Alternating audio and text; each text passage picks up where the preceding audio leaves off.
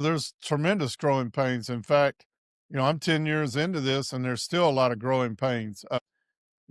You fail, you succeed, you fall down, you get back up, and you are right. It is a very wide open space in the state of Texas that can be good, that can also be bad. You don't have to have a license. Like you could get off the plane and tomorrow get a house and establish yourself as a roofer tomorrow. Welcome to the Texas Real Estate Pros Show, where we interview Texas real estate professionals from active real estate investors, lenders, property managers, and many others that provide goods and services into the real estate investing industry in the great state of Texas. Our goal is simple: to share what's working now to help you improve and scale your business to the next level, and to meet the pros that can help you get there. Texas Real Estate Pros is powered by Investor Fuel, America's leader in helping real estate investors and entrepreneurs build the business they need to live the life that they've always dreamed of. Let's start today's show. Property insurance for real estate investors doesn't have to be difficult, but it does need to be there to protect you when you need it. MyInvestorInsurance.com not only provides insurance at 15 to 30% cheaper than traditional agencies, it's built specifically for real estate investors like you.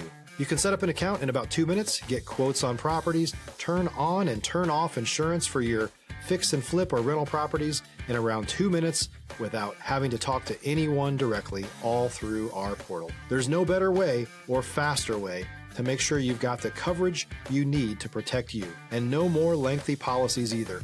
Once you're set up, you're billed monthly and prorated by the day for however long your policy is active. It's powered by MSI, the third largest independent MGA, with 1.5 million customers and more than $1 billion in cumulative premiums written. Get set up today in about 2 minutes at myinvestorinsurance.com/fuel.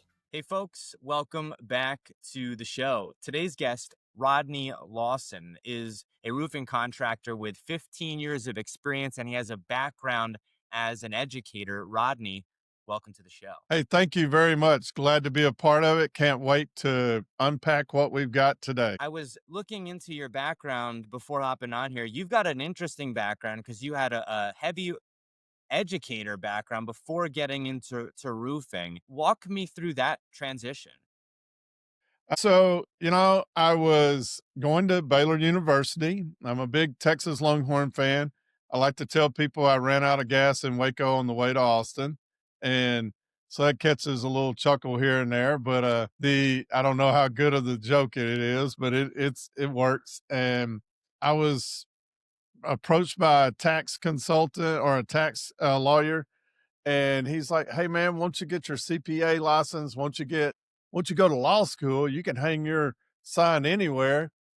And I didn't like the business side. I love business, but I didn't do well on the business side, on the classwork Right. side.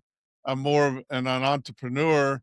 And back then, entrepreneurs were, the schools weren't doing, actually, Baylor was just starting an entrepreneurial Right. section in their business school, but it was very inter, introverted. But anyway, I was coach. I've always been in church. I've always been true to my faith.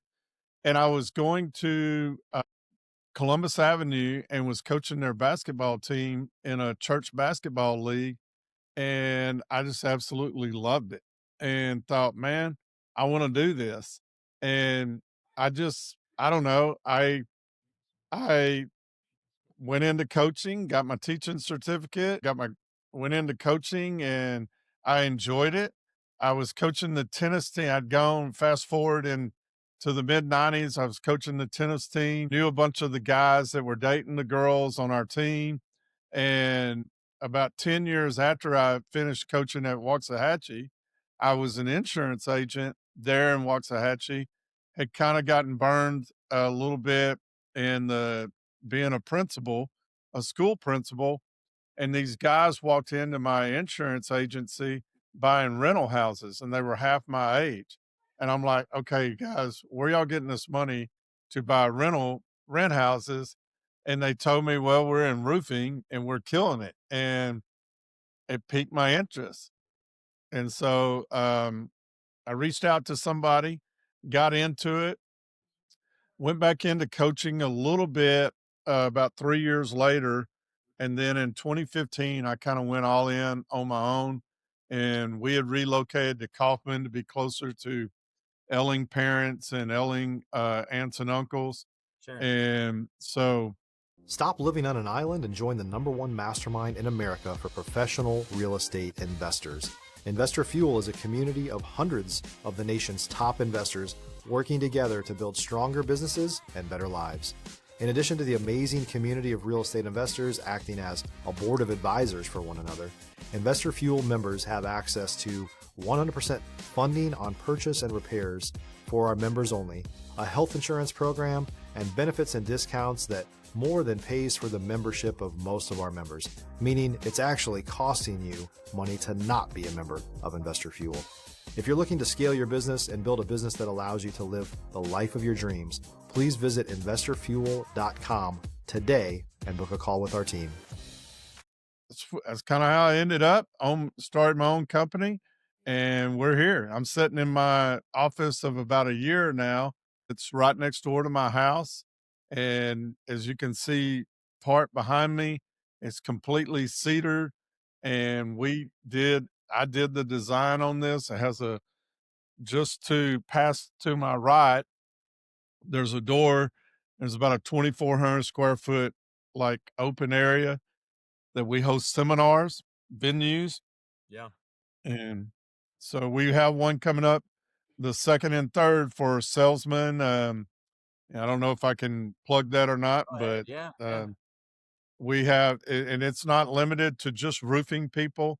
It's limited to salespeople. I've got myself, Mike Code, who you were talking about, watching one of our episodes. Yeah. I've got Ryan Stewman, who runs his own deal, Capital Closer. I would highly recommend if you need money or funding, check in with Ryan Stewman. But then we've got David Griffin, Randy Wade, and Blake Klickner. And then we have a little worship time. Like I said, my wife and I are very serious about our faith, and not that we don't make mistakes or not that we don't do things wrong, but we we are going to do we're going to do it all in a 2 days, the day Friday and Saturday, right after New Year's Day. Amen. Amen. Well, a couple things piqued my interest. I've got a background as a tennis player, grew up playing tennis from a tennis family. So anyone who's doing Really? anything, yeah, absolutely. Anything tennis related, I'm a fan of. And I know, Texas, I grew up in the East Coast. I grew up in northern New Jersey. So for, something around a quarter of the year, it's hard to play tennis. But Texas tennis, I'll also throw in Florida, any of these warm weather climates. It's another beast entirely. I'll have to ask you about that at the end of the podcast. But I Please. want to talk specifically about the roofing space in Texas because you got hail damage that we're prone to. There's so much competition in roofing in Texas specifically. So, walk me through breaking into that space. I know that you had that connection and you saw those young guys who were doing well, but breaking into the space, was it easier than you thought? Was it harder than you thought? Were there any growing pains? Oh, there's tremendous growing pains. In fact, I'm 10 years into this and there's still a lot of growing pains. You fail, you succeed, fall down, you get back up, and you are right. It is a very wide open space in the state of Texas that can be good, that can also be bad. Uh, you have, you don't have to have a license. Like you could get off the plane and tomorrow get a house and establish yourself as a roofer tomorrow. And so the good part of that is anybody can start up a business that has a dream to do so. The bad part of that is, and it's just like any other area, you have bad apples and good apples. And so it makes it harder for the consumer sometimes to filter through that. Is this a good company?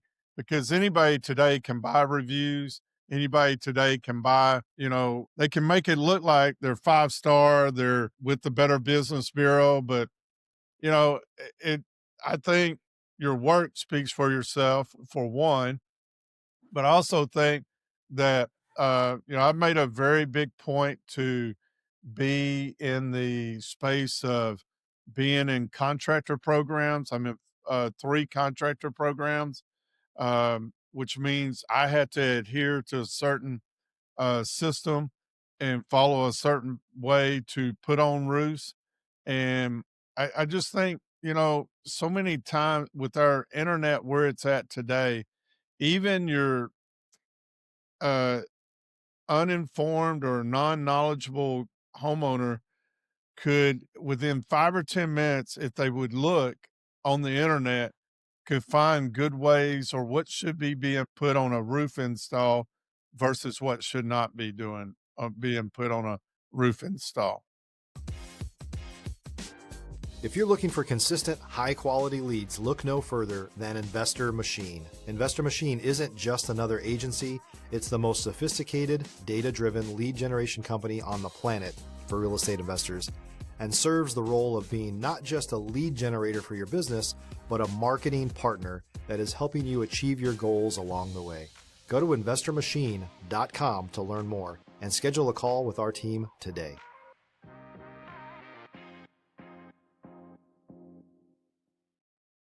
Yeah, and I think, to your point, there is, I would say, a more open field. There's not so much barriers to entry in roofing. And so what you have is you do have some level of, I would say, consumer skepticism, maybe fairly so. But you also have, I would say, and I'm seeing it now specifically, especially with AI, this almost like an arms race to who can have the best customer service, which is good. And I think for a long Yeah. time in so many of the trades, that was not the case. And so Nope. whether we're talking about roofing, handyman work, plumbing, HVAC, any type of work on the home, in many cases, it was an antiquated system. I think we're seeing a big change in that right now. I agree with you. The internet can, like I just said, create really, like, you can make it portray it that you're a great company, but also the internet is also forcing people to have a minimum because, like you said, a company, it's pretty quick. I've also been in the restaurant business for a little bit, although I'm out of that now, and I'm thankful that I walked away from that. But you know, people will quickly bash you more so than quickly praise you. And like, we have thousands of satisfied customers, but we've made mistakes along the way. The ones that we've made mistakes with quickly are the ones that are quicker to bash you before the ones that you did a great job for. They'll tell you they did a great job for, and they'll tell you, "Hey, I'm gonna give you a 5-star review," but you never see it. And I'm Yep. not one to go out and beg for someone to give me a review. I let my work speak for itself, and I try to do it. But I do agree with what you're saying. I think the internet has great points. I also think the internet has bad points, and sometimes we abuse it. And but to your deal, AI and others, they're starting to bring they're starting to show some of the shade that's out there at times. Yeah, there's no question. I think we're if we're not already over the cusp, we're right on the cusp of this huge change in customer service and in, speed to inquiry in so many different realms. I'm a realtor myself in Texas. And so I definitely feel that squeeze. Like, I know if I'm not picking up my phone and, you know, the first call, I'm losing that person where maybe they had some more patience previously. I do want to pivot a bit here, though, Rodney, and ask you specifically Sure. about scaling a business in the roofing space.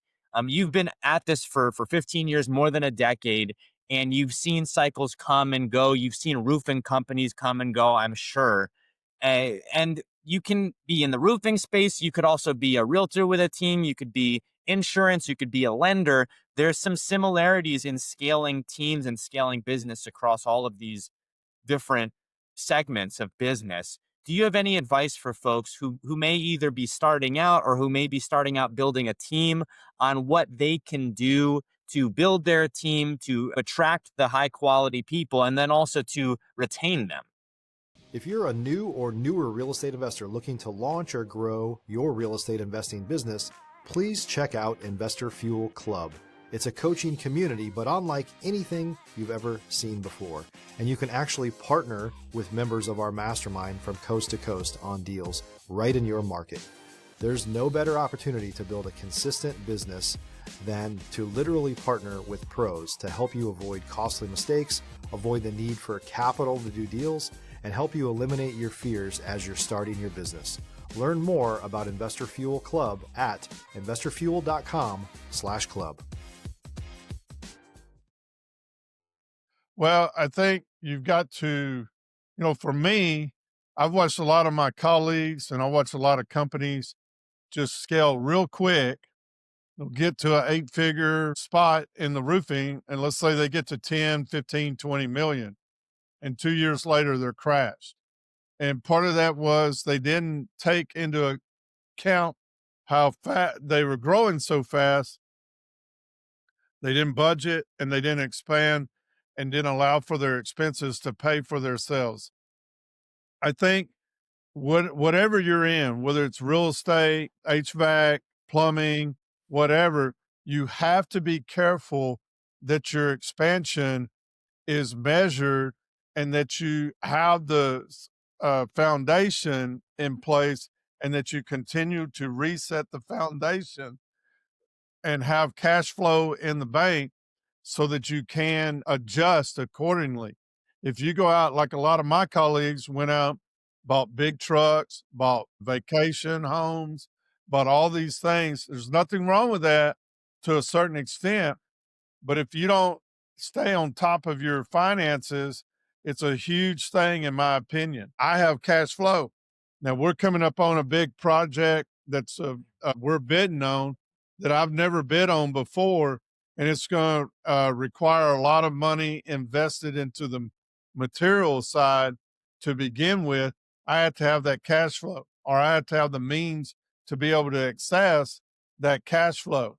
And so when you do that, there's a way to scale, but if you're scaling really quick, you've got to be careful, because if you're not careful, it'll crash and burn on you real quick. Now, And with these go ahead. let's use roofing as an example specifically. When folks are scaling really fast in roofing, is it because they feel some type of pressure from investors that they have to scale, or is it because that's, maybe in the roofing space, I've seen it a lot in roofing. What's common is, hey, we've been successful like this, we're going to establish territories and we're going to grow. Is it that investor pressure, or is it, hey, in roofing we have to manage territories and we've got to expand? It's a little bit of both, but in the DFW area, we're the number one area in the entire country for hailstorms or windstorms. So we get a good hailstorm in here. A company could go from 2 million a year to 8, 10 million a year if they have the right structure in place. Where they start to fail sometimes is they start spending the money before reinvesting back into their company, because you're going to not have a storm every year in your area. And so what you have to do is be able to be prepared for what are you going to do to sustain that growth or to continue that growth with the current overhead that you have in place. And if you go out and just spend wildly and you're buying trucks, you're doing this, Yep. and you're not really putting money back, you're going to put yourself in a tough spot, especially if you haven't taken care of your bills. I know a company about 10 years ago, they're no longer in place I'm out towards southeast, I'm southeast of the Metroplex, about 30, 35 miles. I won't mention the company, but back in 2014, they had a heck of a year. They were more knowledgeable, or they were more experienced, had more of a reputation in good or bad in the area that I was in. I just moved into the area, and he left I know 3 vendors he left hanging for $1 million or better. Whoa. And the reason left them hanging is because he couldn't pay his bills. He was he was selling and moving really quick and doing well, and they put money on the account, and he left them hanging. and that's a tough deal. And, Yeah. I just will never do that. I pay my bills as fast as I can. And like right now, we're ending the year. And if I owe anybody, it's less than 2% of what I have in the bank. And that's just the way I operate. That's an interesting point when we talk about, parts of this business like roofing, which are heavy on materials, right? So you're effectively Mhm. floating a lot of your costs, and that can get tricky when things go wrong, when things go sideways. That's an interesting point that I think people don't take into consideration. There is a level of, risk management. There's a level of, financial conservatism that you need to exercise in order to be successful in this business long term. In roofing specifically, because you're dealing with volume, you're dealing with scale, and you're dealing with large, numbers of materials and costs, that these can add up very quickly. And if you run into even a small hiccup, but that goes unnoticed, this can quickly derail a whole operation. And this level of risk management probably should be exercised, but when it's not, it can be disastrous for folks. Well, you've got risk management in several areas. Like I said, we're about to take on a bigger project that if something goes wrong on that, that's a risk management because it's one thing most roofing companies start off doing 15, 20, maybe $30,000 homes. But then once you move, if you're trying to scale up, one of the areas, there's two areas I think when you're trying to scale up that you have to be very mindful of. And either you as the owner have to be on top of it or you have to have a good right hand person. My daughter runs my office. So I can trust her fully. And that brings open another thing that I've seen happen as well. I've seen office managers that were not connected to the owner that skimmed off the top and left the company hanging, and the owner didn't know it until it was too late. That's a Yep. problem. But where most companies, I think, run into problems is they start spending the profits and before they've collected 100%, or they're not basing it on what they've collected to date. And the other key is a lot of owners are trying to get perks by different vendors. So they're using multiple vendors. And what happens with that, that's all fine and good until, like you said, the numbers escalate to where they're out of control and they haven't paid attention to staying on top of their bills 30 days or 60 days or whatever it is. And so what happens is, let's say they're using supplier A or supplier B, and they're trying to get perks by both of those suppliers because that's a part of it, and they don't pay attention. Hey, what's my balance over here? And it grows and grows and grows, and this one over here grows and grows and grows, and then by and large they're stuck because now it's grown to 200,000 or 60,000 or whatever it is, It's too much. and they don't have it in the bank to pay, and then they're stuck. Yeah, and that's exactly how it happens. It's the snowball effect. I'm not in the roofing space personally, but I have worked quite a bit with flippers, fix and flippers, and this was really, I would say, before we had as many new homes being built as we have now. So this was a couple of years ago. Now it's very hard to do. I wouldn't say very hard, but it is more challenging to do fix and flip. And so what I started to see was flippers basically count their eggs before they hatched, meaning, okay, we're going to exit this home. Therefore, we can afford to put EMD, earnest money, on this other home. This home we're definitely going to exit it within 2 to 3 months for sure. We're not going to have any issues with it. It should sell before then. But what ended up happening was these homes were sitting. They would have EMD out, earnest money out on, 3 to 5 different properties. They either couldn't get it back or they were unable to get it back for whatever reason. And that's how this ends up, snowballing to the point where they've got this home sitting on market. Now that they have holding costs, they got to figure out if they can even sell that home or if they're going to have to rent it out. And then it becomes a whole other issue to where they're thinking, maybe I should just get out of this business. Well, and what we face in Texas, because we're so insurance driven, and that's another area where I'm trying to move to more of a retail area and get out of the insurance driven, is insurance hold the checks up. And, Yeah. that's the other thing. And it's like what you're talking about with the earnest money. If a house doesn't sell when they think it's going to sell and it sets out there, you're stretched because you can't tap into that house and pull that earnest money out.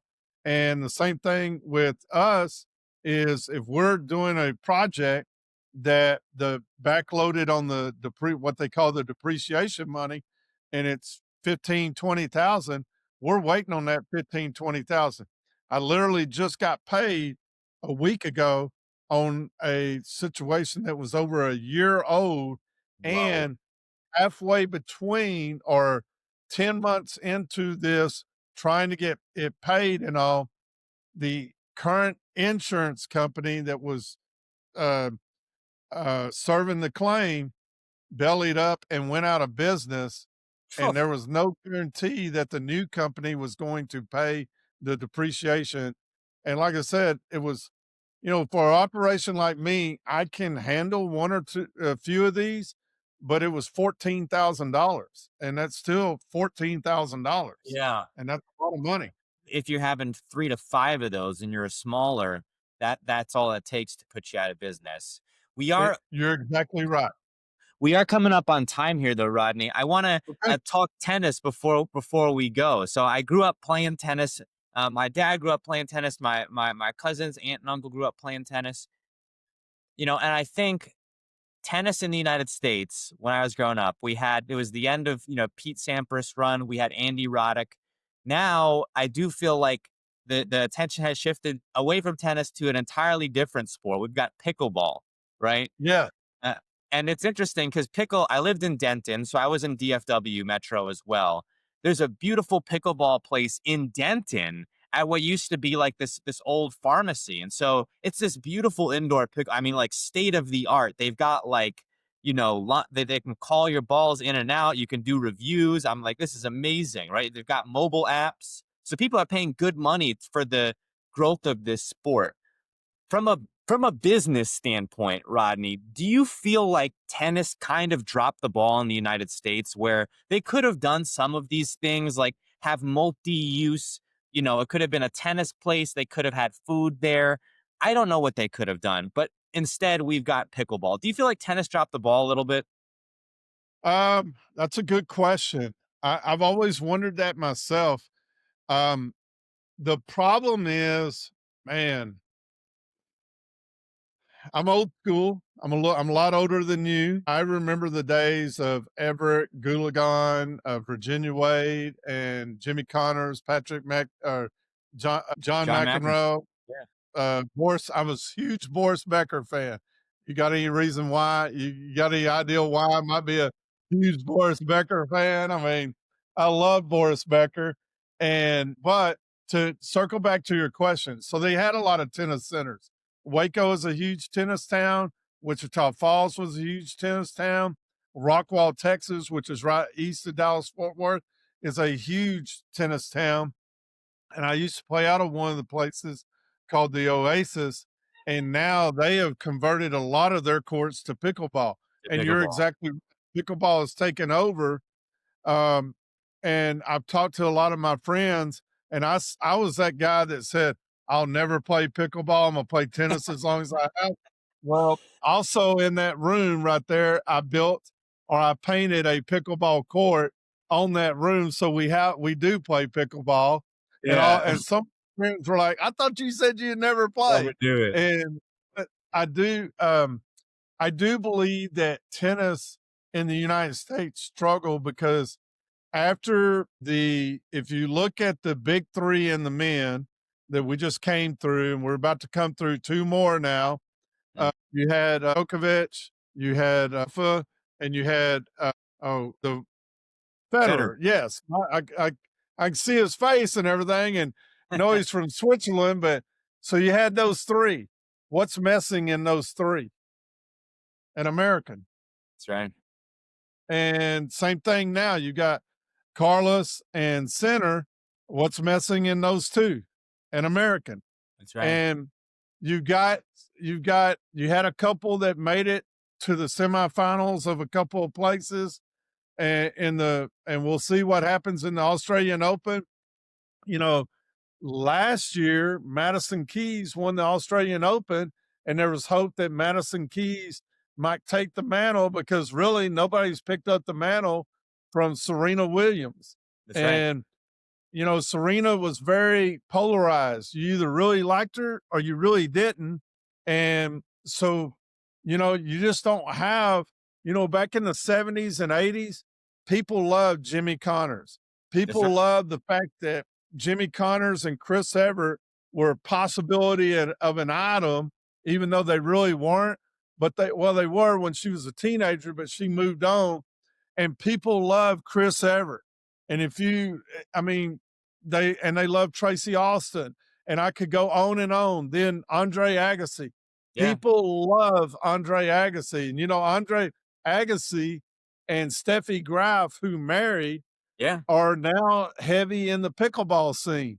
And if you're not careful, they could carry that torch over the pickleball, but there's nobody coming up that can carry I mean, there are some guys out there and there are some girls out there that are doing well in tennis, but they're not just the one like it was in the 70s and 80s. Let me And I ask you think this, Rodney. Y- this is a really, I would say, explosive area of conversation because tennis, and I wasn't alive during this period of time, so I don't know for sure, but I have a gut feeling. Tennis in the 70s and 80s was like a status symbol that if you had tennis courts being built somewhere near where you were, that was a sign that real estate prices were on the rise, that this was a good area. And in many cases, you're seeing that now with pickleball. If you're having pickleball facilities being built, there's probably like a residential, apartment complex being built over there. You're probably going to have a Top Golf nearby. Like it's a Yep. good sign. At some point in time, though, these tennis courts, whether they were, I grew up in the Northeast in northern New Jersey.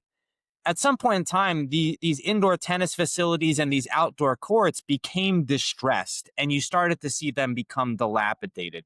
Was there a specific reason that was happening? Was it just kind of tennis was losing interest? Was it we didn't have a champion, or did people just stop developing these courts? the kids went to other sports. Like both of my kids never really played tennis. My daughter played volleyball. All these select sports really took off: volleyball, basketball, girls softball. Guys went to, you got kids right now by the thousands playing soccer Yep. and baseball. And it just all tennis never you had. And actually, I tell people tennis was the sport that went to select sports before any other, because if you were in tennis and you were trying to get better in tennis, you were trying to get ranked. You were trying to get, I haven't played, but I'm considering going back out playing the levels format and getting ranked again in the state. I was ranked about 15 years ago as an adult, but it just wasn't nobody, like you said, everybody started pushing their people into soccer, Yep. baseball, basketball, boys and girls, volleyball for girls, and tennis kind of fell. They didn't capitalize, or they didn't get in front of those kids, and they didn't get in front of those people and those kids. And like you said, it was a very elite sport, so it didn't reach the masses. If you look at the story of Venus and Serena, it was their dad that took them out and in the Yeah. streets of LA and in the public courts of Los Angeles, and he was the one that taught them. And then he moved to Florida and put them in an academy, and they took them on.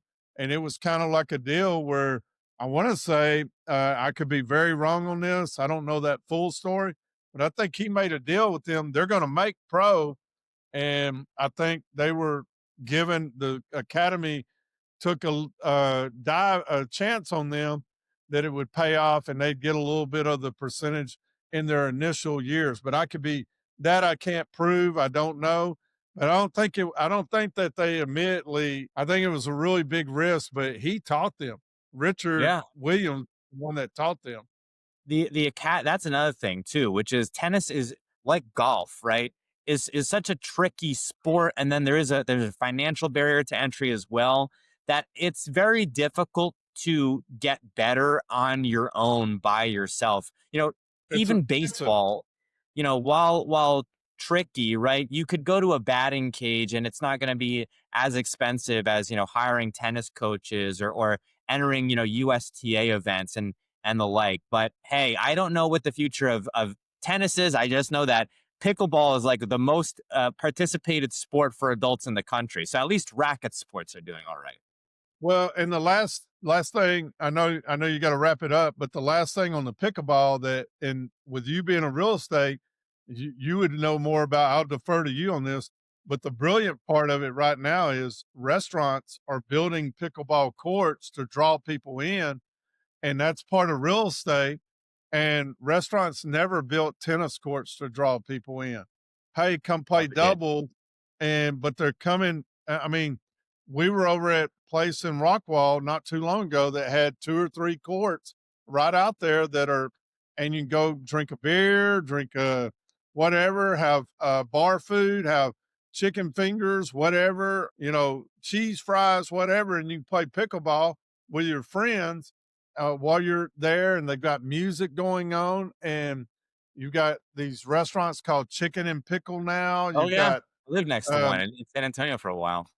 yeah, and so that's a drawing card too that's making people play more.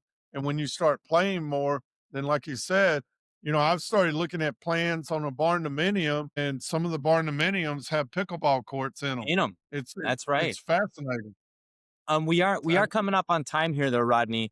Where can folks go? Where can our audience go if they're interested in reaching out to you or their team for their roofing needs? How can folks get in contact with you? Well, it's Tiger Roofing TX. That's T as in Tom X .com.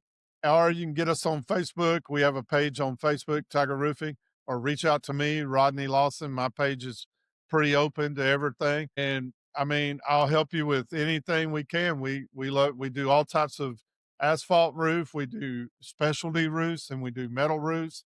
And I always every so often I put on a little content, either content on the just a post or a short video on things that you need to look for before storm, after storm, or things for insurance. I think it's important that people, especially those that live in Texas and really anywhere, you need to check your homeowner's policies at least once a year, if not every 6 months.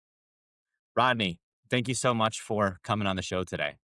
Well, hey, I am so glad. I hope it was a good show for you, and I hope it was a good show for your viewers, because I think it's important to do that. And I was glad to be a part of it. We every other Friday, and I've got one this Friday called Tiger Talks, and we go a little bit more. And I usually share it on my page. So if you want to know a little bit more about us, Tiger Talks this Friday. Thanks for joining us for today's show. If you're looking to take your business and your life to the next level, you really need to learn more about the Investor Fuel Mastermind. It's your shortcut to success. To learn more about the amazing benefits of the Investor Fuel Mastermind community, including surrounding yourself with hundreds of other amazing entrepreneurs, 100% financing on your deals, member-only discounts, and so much more, please visit investorfuel.com/Texas. By the way, Investor Fuel is even Texas-based. Also, if you're interested in applying to be a guest on this very show, the Texas Real Estate Pro Show, please visit investorfuel.com/Texas. You can also check the show notes for access to free resources, how to get access to world-class lead generation, and much more. Don't forget to subscribe on YouTube or your favorite podcast app so you never miss another episode. We'll see you on the next show.